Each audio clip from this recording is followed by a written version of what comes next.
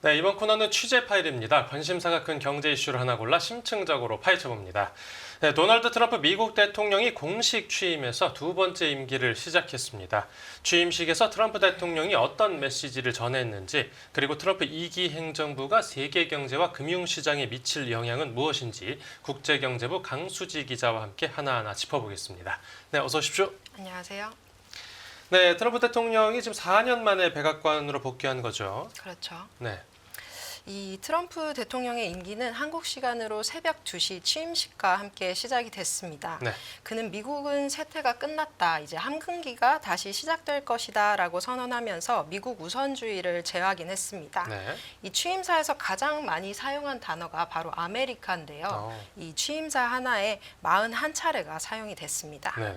그는 에너지 규제를 풀고 관세를 부과해서 제조업을 되살리고 강한 미국을 만들겠다는 메시지를 전달했는데요. 네.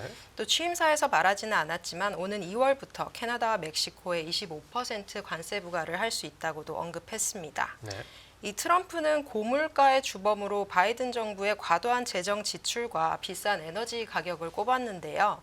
취임 첫날 국가 에너지 비상사태를 선포해 석유와 천연가스 시출을 전면 확대하겠다고 밝혔습니다. 네.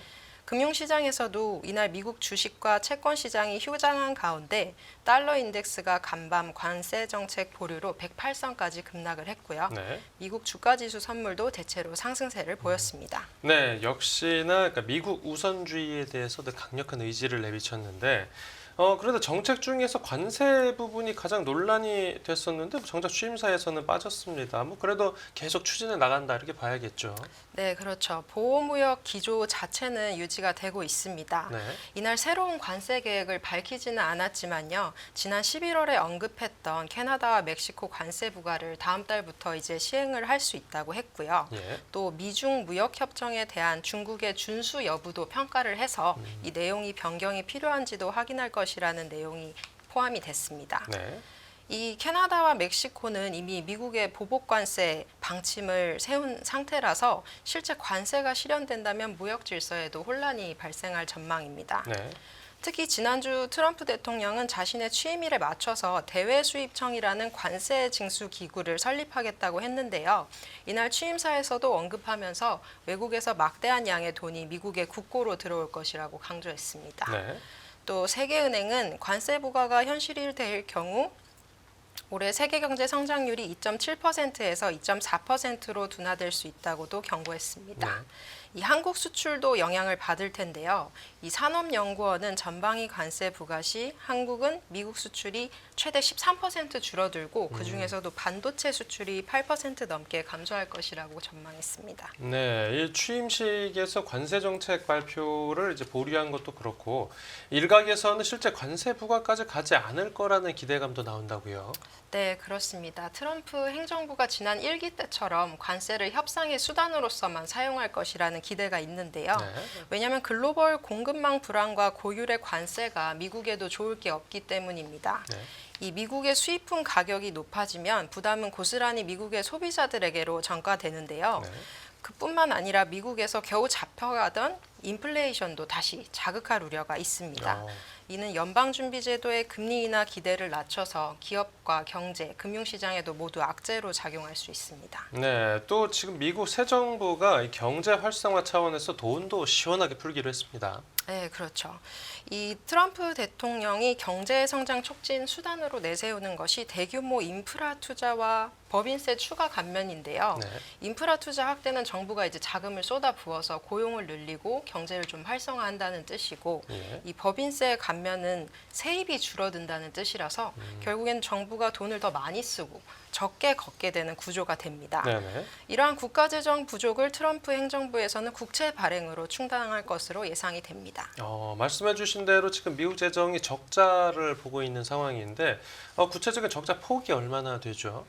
네, 이제 앞으로 10년간 최대 한 15조 달러, 한국 돈으로 치면은 약 2경 원 정도의 적자가 예상이 되는데요. 네네. 이를 반영하듯이 이미 10년물 국채 금리는 최근에 4.8%까지 오르기도 했습니다. 네. 이 전문가들은 금리 상승이 기업의 자금 조달 비용을 늘리고 소비와 투자를 제약할 가능성이 크다고 우려합니다. 그러니까 빚을 더 내게 되면, 그러니까 국채를 더 찍으면 지금 가뜩이나 어려운 채권 시장이 더 힘들어지는 거 아닙니까?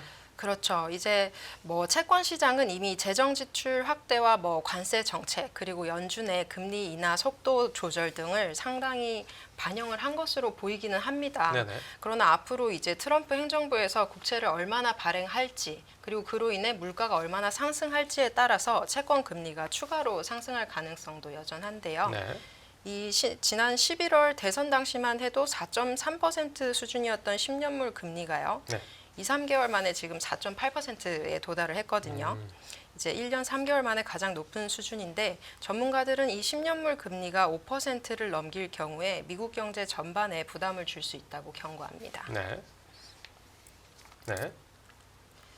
네, 이 국채 금리하고도 물가까지 생각하면 막 중앙은행 머릿속이 복잡할 것 같은데 이 일각에서는 연방준비제도가 기준금리를 다시 올릴 거라는 얘기까지 나온다고요. 네, 이건 다 이제 물가 때문인데요. 네네. 이 관세를 부과하는 것, 그리고 세금을 감면하는 것, 그리고 그동안 값싼 노동력을 제공했던 이민자를 추방하는 것 등이 인플레이션 반등을 촉발할 것이란 우려 때문입니다. 네. 이 시장과 연준은 올해 두 차례의 금리 인하를 예상하고 있는데요. 이는 기존의 예상치인 4회에서도 하향된 수준입니다.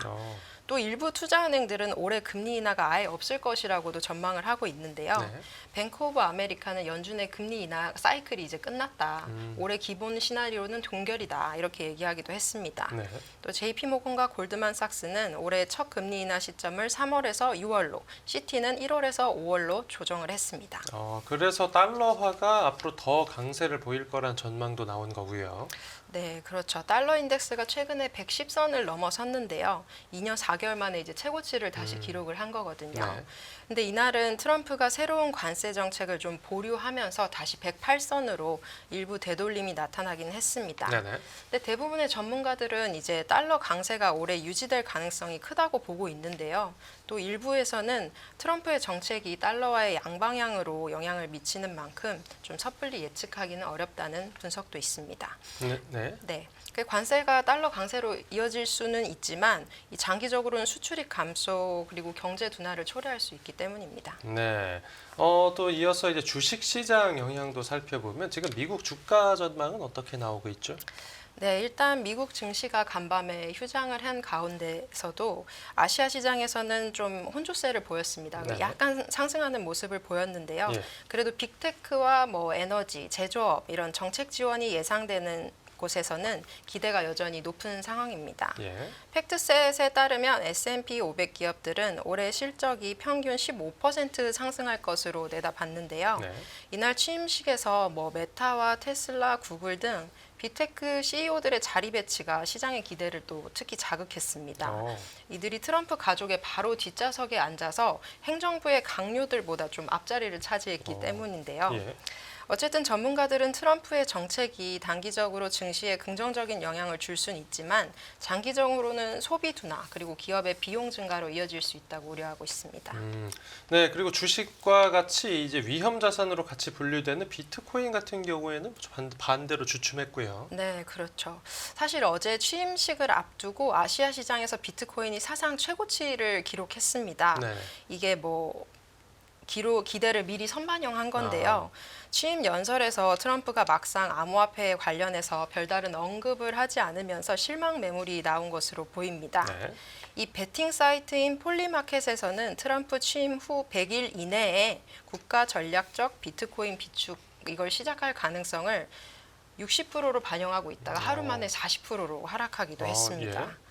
현재 시장이 어쨌든 가장 기대하는 거는요. 뭐 우선 규제 완화와 추가적인 암호화폐 ETF 승인 등입니다. 네. 미국 투자자문사 ETF 스토어는 올해를 암호화폐 ETF의 해라고 말했는데요. 네. 이 새로운 증권거래위원회가 50개 이상의 암호화폐 ETF를 승인할 것으로 예상했습니다. 네, 또 끝으로 지금 미국 새 정부 출범이 우리나라하고 주요국 경제에 미치는 영향도 짚어주시죠. 네, 아무래도 한국 경제에 미칠 영향이 가장 중요할 텐데요. 네, 트럼프 일기를 비춰봤을 때 국제 경제 불확실성이 다시 한번 높아질 것으로 보입니다. 네, 특히 보호무역 정책은 반도체와 철강 같은 한국의 주요 수출 품목에 직접적인 부담을 줄 수 있는데요. 네. 또 미중 갈등이 심화될 경우에는 한국의 중국 수출도 타격을 받을 수가 있습니다. 네. 또 최근에 원화 약세가 심화할 가능성도 커지고 있는데요. 원화 약세는 단기적으로는 수출 기업에겐 좀 더 이익이 될 수 있겠지만 네. 장기적으로는 원자재 수입 비용을 증가시키고 한국은행의 통화정책 대응 여력을 약화시킬 수가 있습니다. 네. 또 한편 반도체 공급망 재편 속에서 한국 반도체가 반사이익을 얻을 가능성도 제기됐는데요. 네네. 미국의 중국 반도체 제재가 강화할 경우 한국 기업이 기술적 우위를 활용해서 시장 점유율을 확대할 수 있다는 겁니다. 네. 현재 한국 정치 상황이 불확실하지만 중장기적으로 새로운 기회를 창출할 수 있는 만큼 정부와 산업계의 향후 대처가 중요할 것으로 보입니다. 네, 알겠습니다. 오늘 취재 파일은 여기서 마무리하겠습니다. 잘 들었습니다.